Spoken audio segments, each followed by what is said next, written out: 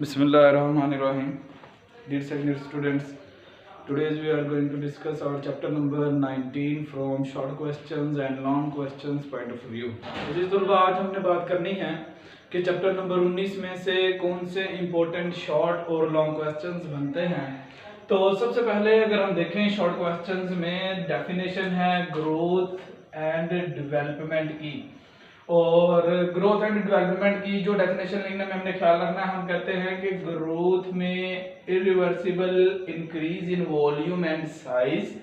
तो डेवलपमेंट में हम देखते हैं सिंपल टिश्यूज से कॉम्प्लेक्स टिश्यूज की फॉर्मेशन होती है। और इसमें ग्रोथ में हम देखते हैं increase in volume and size of the cells. और उसके बाद फंक्शंस बताने हैं इंटर कैलोरी मेरिस्टम की। हम देखते हैं इंटर कैलोरी मेरिस्टम जो है मौजूद होती है एट इंटर नोड्स। और इसी तरह से फिर इसमें बताएंगे कि it is responsible for the formation of the leave and flower. It is also the temporary in nature. और इसी तरह से फिर तीसरा शॉर्ट क्वेश्चन बनेगा ग्रोइंग पॉइंट्स क्या है और ओपन ग्रोथ क्या होती है। हम देखते हैं प्लांट्स के अंदर वो तमाम पॉइंट्स जिनको हम कहते हैं these are the perpetual growth zones, जहां पर एपिकल मेरिस्टम और लैटरल मेरिस्टम मौजूद हम ग्रोइंग पॉइंट्स कहलाते हैं। और इसके बाद हम कहते हैं कि ओपन ग्रोथ क्या है। प्लांट्स में new tissues are continuously added throughout the life. It is called the open growth. यानी growth pattern in the plant is called open growth in which the new tissues are added throughout the life. और इसी तरह से देखा जाता है तो अगला क्वेश्चन बनता है डिस्कॉइडल क्लीवेज। हम देखते हैं कि खास तौर पर इन बर्ड्स जो एम्ब्रियोनिक डेवलपमेंट में सेल डिवीजन है वो कहता है रेस्ट्रिक्टेड रहे सेल डिवीजन एट एनिमल पोल।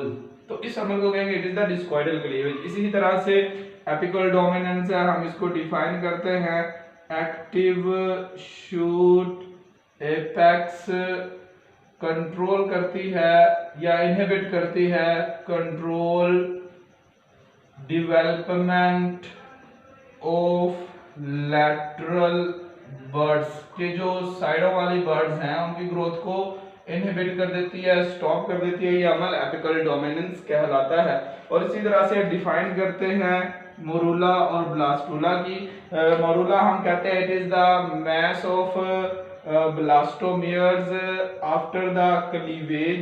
और ब्लास्टुला हम कहते हैं arrangement of the blastomere in the two layers and formation of the cavity between them blastula कहलाएगा। हैंसन्स नोड हम कहते हैं it is the local thickening that found by the migration of the cells। local thickening जो कि blastocoel वाली cavity में पैदा होती है by migration of the cell. और इसके बाद है notochord, the rod like structure in the chick embryo की जो डेवलपमेंट में रॉड लाइक स्ट्रक्चर होगा from the special types of imagination of Hensen's node it is called notochord. इसी तरह से प्रिमिटिव स्ट्रीक है, इसको हम कहते हैं it is the mid line thickening. और इसी तरह से primitive ridges the lateral margins from the primitive streaks are called the primitive ridges. तो इस तरह से ये 8 इंपॉर्टेंट शॉर्ट क्वेश्चंस बनते हैं। और इसी तरह से 5 इसमें हमने लॉन्ग क्वेश्चंस बनाए हैं। पहला जिसको हम कहते हैं रीजनरेशन, जिसमें रीजनरेशन की तारीफ आएगी और इसमें जो डिफरेंट एनिमल्स बताए गए हैं कम से कम 4 एनिमल्स का हमने इसमें रेफरेंस देना है कि उनमें रीजनरेशन कैसे होती है। और मोर इम्पोर्टेंटली लास्ट में बताया है what is the role of neoblast cells, तो वो इसमें हम लिखेंगे। इसी तरह से मैकेनिज्म ऑफ एबनॉर्मल डेवलपमेंट में 4 मेजर कॉजेज जो है एबनॉर्मल डेवलपमेंट के बताए गए हैं। हमने हर काज की जो है वो डेफिनेशन करनी है और उसके साथ एग्जांपल देनी है, जैसे जेनेटिक काजेज, एनवायरमेंटल काजेज और मेटाबॉलिक लेवल के जो काजेज हैं वो इस एबनॉर्मल डेवलपमेंट में आते हैं। और फिर इसके बाद आगे बात की है the role of nucleus in the development. ये एक एक्सपेरिमेंट है जिसमें सीटाब्यूलेरिया ग्रैन्युलेटा को यूज किया गया है, जिसमें रीजनरेशन होती है।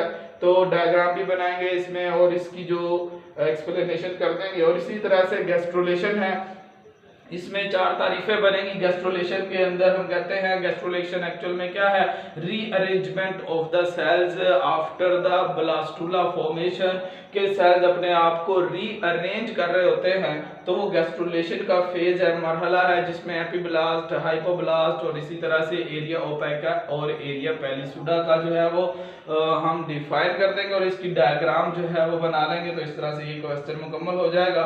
इसके बाद है neurulation. The formation of the nervous system is called neurulation, जिसमें हमने बताना है हैंसन नोड से स्पेशल टाइप्स की इन्वेजिनेशन होती है और इस तरह से न्यूरोलेशन की फॉर्मेशन मुकम्मल होती है by the notochord formation and neural tube formation. और इसमें डिफाइन करेंगे न्यूरोसील की और न्यूरोपोर्स की।